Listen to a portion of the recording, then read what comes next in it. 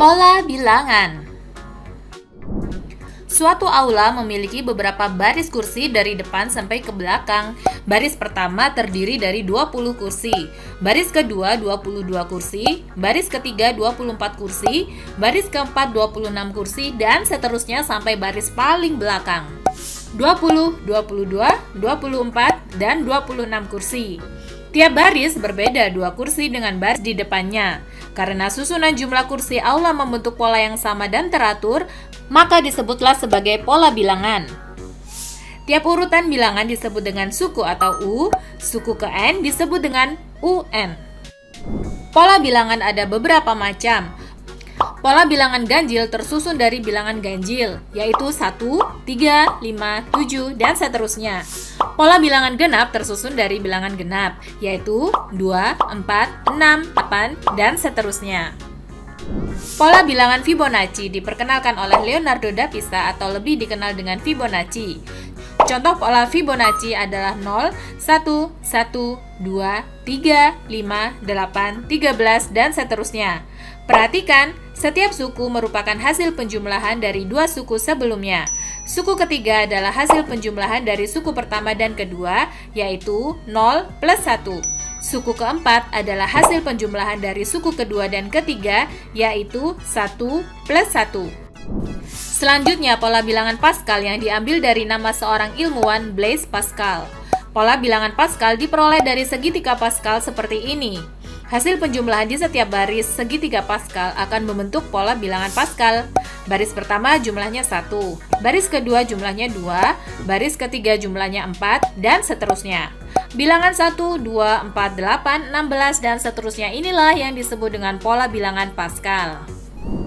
Selanjutnya, pola bilangan persegi yang tersusun dari bilangan 1, 4, 9, 16, 25, dan seterusnya.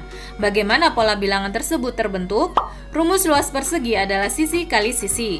Suku pertama sama dengan 1 kali 1 sama dengan 1 kuadrat sama dengan 1. Suku kedua sama dengan 2 kali 2 sama dengan 2 kuadrat sama dengan 4. Suku ketiga sama dengan 3 kali 3 sama dengan 3 kuadrat sama dengan 9. Karena itu, rumus suku KN dari pola bilangan persegi adalah UN sama dengan N kuadrat. Ada juga pola bilangan persegi panjang yang terdiri dari bilangan 2, 6, 12, 20, dan seterusnya. Rumus luas persegi panjang adalah panjang kali lebar. Suku pertama sama dengan 2 kali 1 sama dengan 2. Suku kedua sama dengan 3 kali 2 sama dengan 6. Suku ketiga 4 kali 3 sama dengan 12. Rumus suku KN dari pola bilangan persegi panjang adalah UN sama dengan N plus 1 kali N. Jika pola persegi panjang dibagi 2, maka terbentuk pola bilangan segitiga yang tersusun dari bilangan 1, 3, 6, 10, dan seterusnya. Karena itu, rumus suku KN dari pola bilangan segitiga adalah UN persegi panjang dibagi 2. Selanjutnya, pola bilangan atau barisan aritmetika. Barisan aritmetika adalah barisan bilangan yang memiliki selisih atau beda yang tetap.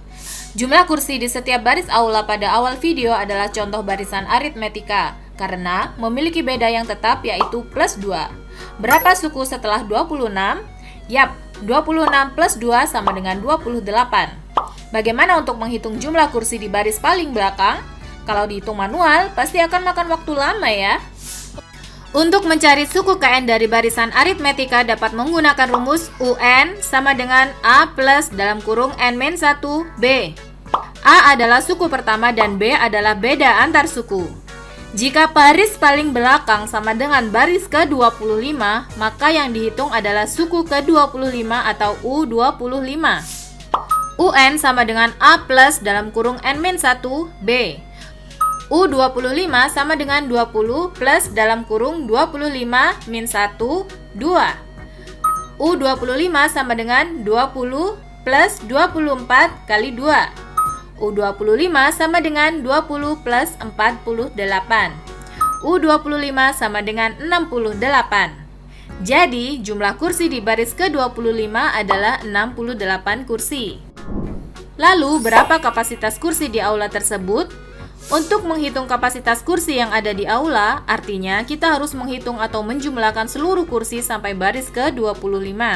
Penjumlahan setiap suku pada barisan aritmetika disebut dengan deret aritmetika.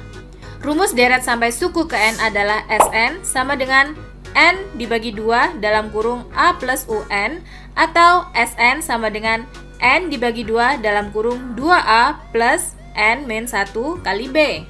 Karena kita sudah tahu suku ke-25 atau U25, maka kita gunakan rumus yang pertama.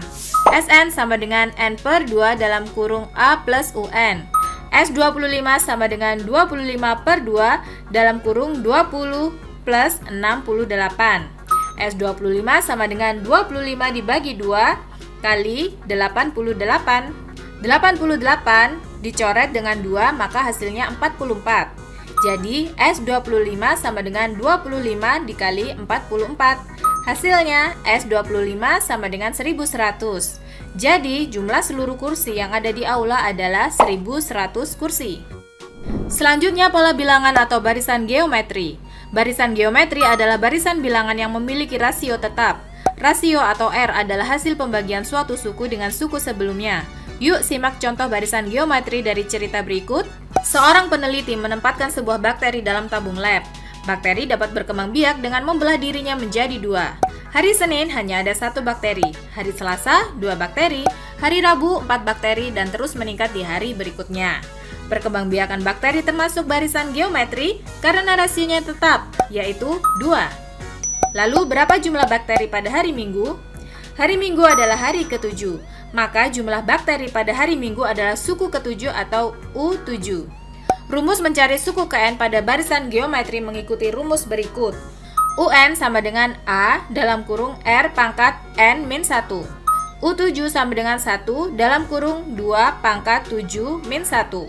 U7 sama dengan 1 dalam kurung 2 pangkat 6.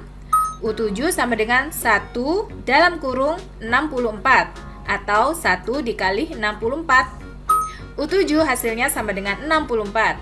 Jadi jumlah bakteri pada hari Minggu adalah 64. Lalu berapa jumlah semua bakteri selama 1 minggu? Mirip dengan barisan aritmetika, penjumlahan suku-suku pada barisan geometri disebut dengan deret geometri. Jika rasio lebih dari 1, maka Sn sama dengan A dalam kurung R pangkat N min 1 dibagi R min 1. Jika rasio kurang dari 1, maka Sn sama dengan A dalam kurung 1 min R pangkat N dibagi 1 min R. Karena diketahui rasio sama dengan 2, yang artinya rasio lebih dari 1, maka kita gunakan rumus yang pertama. Sn sama dengan A dalam kurung R pangkat N min 1 dibagi R min 1. S7 sama dengan 1 dalam kurung 2 pangkat 7 min 1 dibagi 2 min 1.